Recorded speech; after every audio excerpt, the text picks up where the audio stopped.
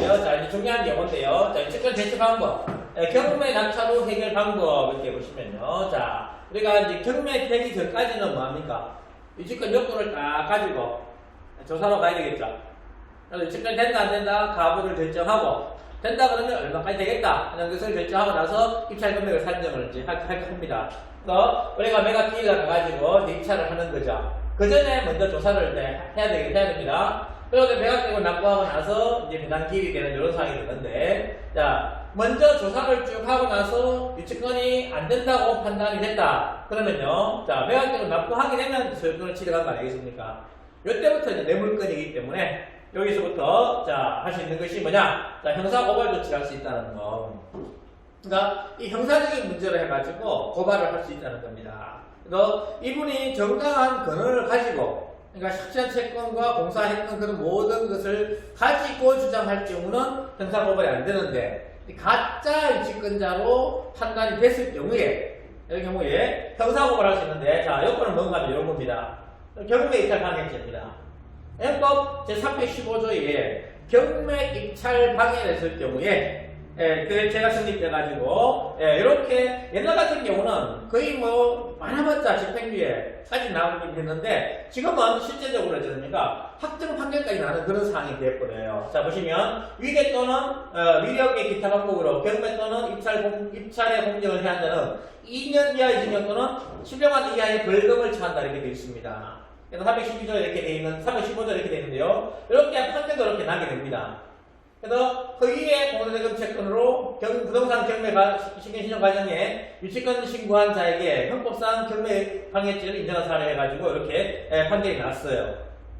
그래서 원심은 종합건설 주식회사의 김땡땡에 대하여 이 사건 건물에 관한 미지급 공사대금 5천원만을 채권 보유하고 있던 중 1월 잠초 약정에 따라 이 사건 이청에 대한 임차보전금 채권을 가름하여서도 허위의 유치권 신고하는 이유는 피고의 이유 땡땡 요청에 따라 자신이 이 사건 공사도급 계약서에 추가 기재를 하고 추가 공사 확인서 등을 설명했다는 취지의 김땡땡 유술은 그 판시 같은 사정에 비추어 신빙성이 있고 여기에 따른 채용 증거들을 종합하여 보면 피고인들의 공모를 위하여 채권을 가정하여 유치권 신고함으로써 위계의 방법으로 경매에 공정한 해안 사실을 인정할 수 있다고 발시한 바 이를 정당하다 이렇게 되어 있습니다. 그러니까 이 가짜로 계약서를 작성해서 허위 신고를 했다는 거죠. 그래가지고 이렇게 판결이 났습니다. 대구지방법원에서 경매 방해해가지고 보시면 얼마입니까? 징역 10월에 실행을 선고한다 이렇게 되어 있습니다. 그러니까 10개월 징역을 실제로 채용을 해가지고 형사처벌 됐던 거예요.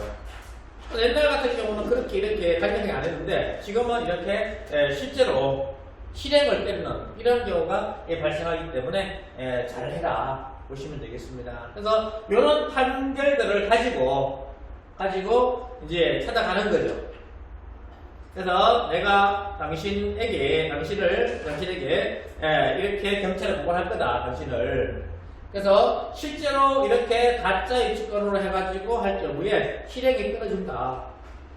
네 감옥 갈래? 아니면 언제까지 비켜주면 내가 어떤 걸 하겠다 라고 하고 이렇게 선고하고 통보하고 온다는 거죠. 이렇게 해서 경매 입찰 방해죄로 고소할 수 있고요. 그 다음 두 번째가 소송상의 미수죄 해가지고 347조에 보시면 이렇게 사람을 지망하여 재물의 경우를 받거나 자산 이익을 시작한 자는 10년 이하 징역 또는 2천만 원 이하, 이건 더 크죠.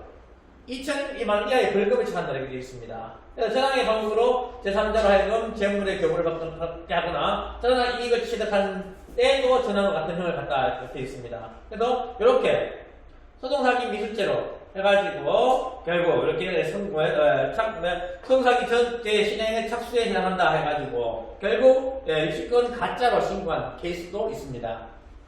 그래서 이렇게 소송사기 미수죄로 해가지고 또 고발을 할 수가 있다는 거예요. 그래서 이렇게 고발돼버리면 나중에 굉장히 큰 죄가 빨간불이 딱 걸리게 되는 상황이 돼버리니까 여러가지 문제가 발생할 수밖에 없죠. 이렇게 되고요. 그 다음에 사무소 이적죄. 이거 사무소 이적 해가지고 경매 신청해줘야 겠습니까? 그래서 사무소 이적죄가 해가지고 이렇게 되어 있습니다. 그래서 허위로 사무소를 수상하거나 위변조하여 부당하게 유치권을 권리를 행사할 때에는 경매 입찰 방해죄와 함께 가중처벌을 받을 우려가 있다 이렇게 있습니다. 그래서 가중처분을 내서 이렇게 되기 때문에 요 세 가지를 해가지고 가서 내가 당신을 고소합니다 할 겁니다. 하고 서류를 딱 주고 이렇게 오는 겁니다.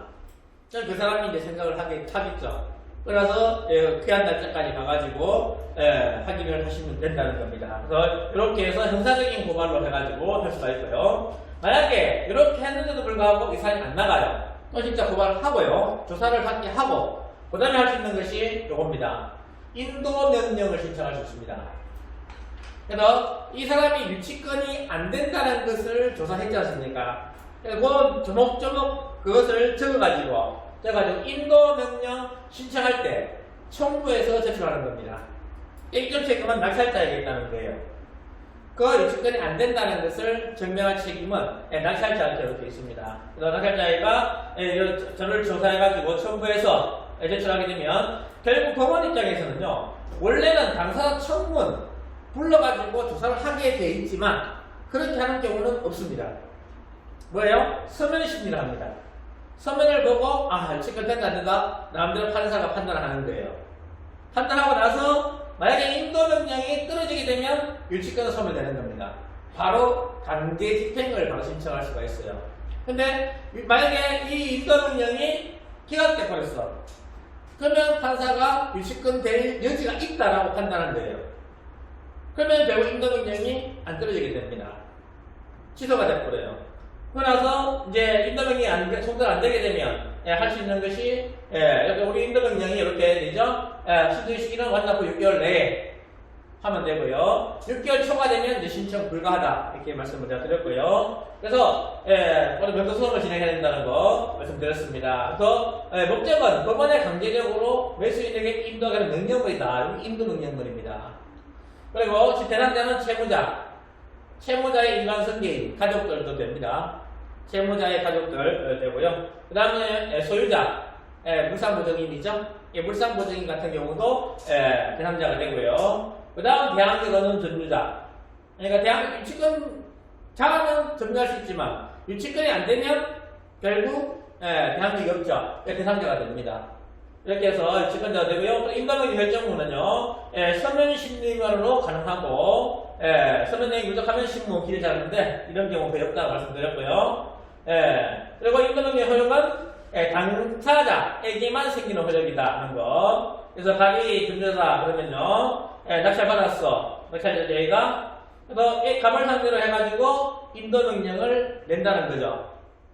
그러면 갑한테 인도명령이 떨어진 거예요. 근데 실제로 이제 강제집행을 신청해가지고 가니까 갑이 점유하고 있고 누가 점유하고 있어? 을이 점유하고 있어요. 그럼 어떻게? 다시 을한테 인도명령을 또 신청해야 돼요. 이런 사항이 발생합니다. 인도명령을 재신청해야 된다는 거죠. 근데 가서 보니까 을이 안 살고 있고 다시 또 병이 살고 있네? 그럼 다시 병한테 또 인도명령 또 신청해야 되는 이런 사항이 벌어진다. 그래서 이런 경우에 가서 만나보니까 이 사람이 굉장히 병에 대해서 잘 알고 나를 힘들게 할 것 같아. 이런 경우는 뭐 한다? 점유이전 금지 가처분도 같이 신청해라. 그러면 결국 점유이전 금지 가처분 신청되면 갑의 점유가 딱 고정이 딱 돼버리죠. 그러면 바로 강제집행이 갑을 상대로 바로 떨어지게 되는 이런 상황이 됩니다. 그래서 우리 이렇게 해서 점유이전 금지 가처분 신청 같이 하면 좋고요. 아파트 같은 경우는 빌라나 이런 것들은 쉽게 이렇게 신청이 되고요. 주택 같은 경우는 채권 금액 산정하는 그 복잡한 식이 있어요. 그걸 해야지 점유이전 금지 가처분을 받아줘요. 그래서 이렇게 해서 가처분을 신청을 할 수가 있다는 거 체크하시면 되겠습니다. 만약에 이렇게 하게 되면 이전한 점유는 소멸되는 효력이 없어진다. 갑한테 고정이 된다 라고 보시면 되겠습니다. 이것을 점유이전 금지 가처분이다. 그래서 일단 갑을 만나보고 하는 게 좋고요. 만약에 명도를 빨리 끝내고 싶으면 점유이전 금지 가처분하고 인도명령을 같이 신청하는 것도 좋아요. 왜 그런가 하면요, 이 점유이전 금지 가처분을 신청하게 되면 이 실제로 5명이 와요. 그 집에 가요. 5명이 점유이전 금지 가처분을 집행하기 위해서 그 집에 5명이 갑니다. 누군가는요, 예, 집행관하고요. 그 다음에 집행관하고, 그 다음에 이 낙찰자 있죠. 예, 낙찰자 하고요. 그 다음에 집행관이 낙찰자한테 2명의 정인을 데리고 오라 그래요. 그래서 쉽게 말해서, 이 집에 갔어. 낙찰자하고 집행관이. 노크를 했는데, 문을 열어줘. 그러면 정인이 필요 없어요. 정인은 그냥 대권 그 상이 된 거죠. 그러면 바로 넣어가지고 이 주인한테 점유이전금지 가처분 집행을 왔습니다 하면서 이렇게 서류를 줍니다. 뭐 안 보이는 곳에 붙여주세요 이렇게 얘기하려면 그러면 이제 이게 이제 그 5명이 우르르 몰려오게 되면 굉장히 압박감 받지 않겠습니까? 이제나 저제나 하고 있는 그런 상황인데 갑자기 막 5명이 들어와가지고 해버리면 이 굉장한 정신적인 충격을 받습니다. 그래서 빨리 나가는 연도가 될 수 있는 그런 상황이 발생하는데요. 2명의 정인하고 그 다음에 열쇠공을 불러라 합니다. 그러니까 그런데 통상적으로 집행관이 열쇠공을 같이 데리고 오걸라며 그 돈을 지불하게 되면 근데 이제 돈을 전략하려 그러면 열쇠공을 있지 않습니까? 내가 알아서 하겠다 라고 집행관이 하는 거예요. 우리는 모르니까 집행관이 불러 그러면 불러 이렇게 돈에서 돈이 있지 않습니까? 열쇠공은 비용이 안 따더라도 그 비용이 나가는 거예요. 근데 이제 내가 가가지고 있지 않습니까? 가가지고 그 주변에 열쇠공을 섭외해 놓고 나서 내가 전화 드리면 바로 와주세요 라고 이야기해 놓는 겁니다. 그리고 친구 2명만 데리고 가는 거예요. 그래서 가서 보니까 녹화하니까 열어주네? 그러면 열쇠공 부를 필요가 있어 없어요? 없잖아요. 그 돈에서 예고되는 겁니다. 열쇠공 부르게 되면 그 부른 값부터 시작해가지고 따면 또 따는 값, 또 열쇠 받고 열쇠 바꾸는 값 돈이 많이 들어가요. 열쇠 따는 그것도 비용도 다른 사람보다 좀 비싸더라고요. 법원에서 부른 사람은. 하겠다라고 집행관한테 얘기하면 집행관이 그렇게 하라고 그럽니다. 그러면 그때 가서 이제 그렇게 처리하시면 되는 거예요. 그래서 일단 간에 해가지고 만약에 이제 녹화했는데 안 늘어져. 그럼 어떻게 해요? 열쇠공한테 개문해라고 명령합니다. 그때 정인 2명 있잖아요. 그 사람들 사인을 받아요. 연희씨 그렇게 했나요? 사인을 받아. 사무실에서요? 사인을 받아요. 정인 2명 들고 가져 2명. 사인을 받습니다. 저는 경기도까지 따라갔던 적이 있어요. 낚시 받은 분이 있어가지고 좀 도와달라 해서 경기도까지 저 뒤야. 안양인가? 하여튼 그까지 가서 제가 좀 사인해 준 경우도 있습니다. 그래서 그렇게 해서 이렇게 합니다. 그래가지고 그 열쇠봉 어떻게 했어 그때요? 사무실 열쇠봉 집행관이 데리고 왔죠. 데리고 왔죠? 모르니까 이제 간타에 같이 왔어요. 간타에 같이 오시더라고요. 같은 타에. 네, 같은 타에. 그러니까 이제 돈을 냈으니까 오는 거야 그렇게.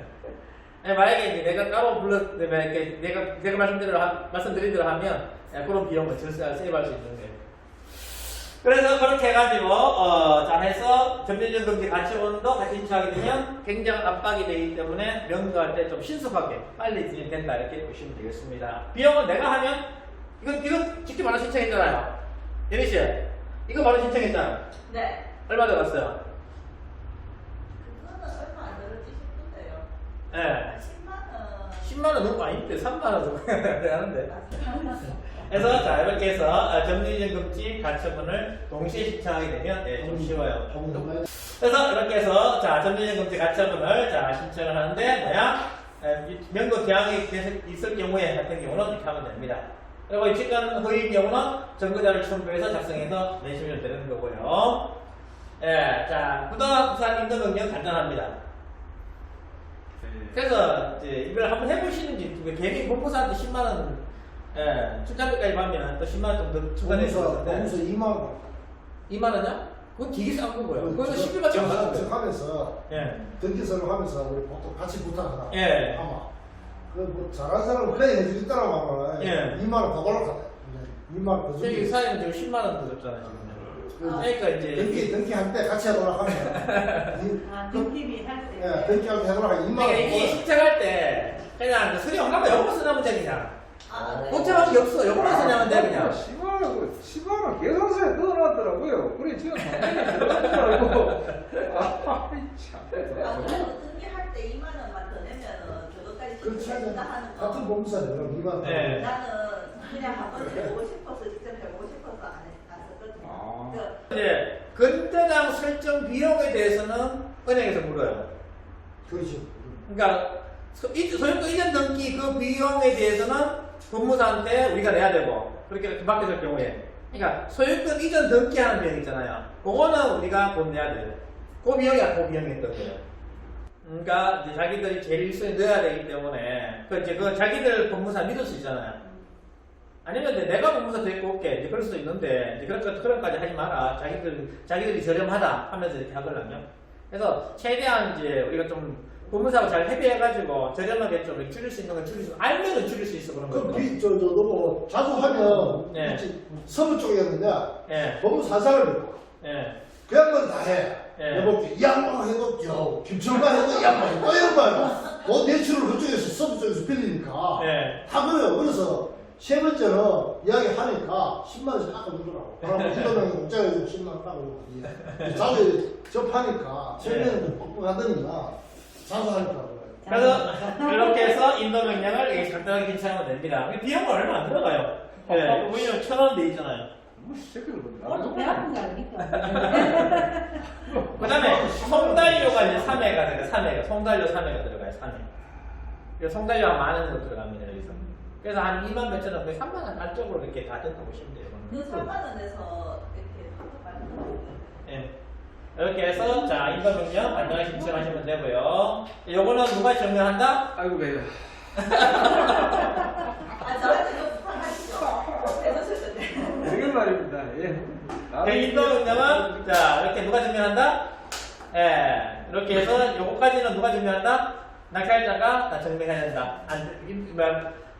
입주권이 되느냐 안 되느냐 그런 증명은 예, 다 누가 한다? 낙찰자가 한다. 이렇게 보시면 되겠고요. 그 다음에 이제 기각이 됐어요. 인도 명령이 안 받아주네.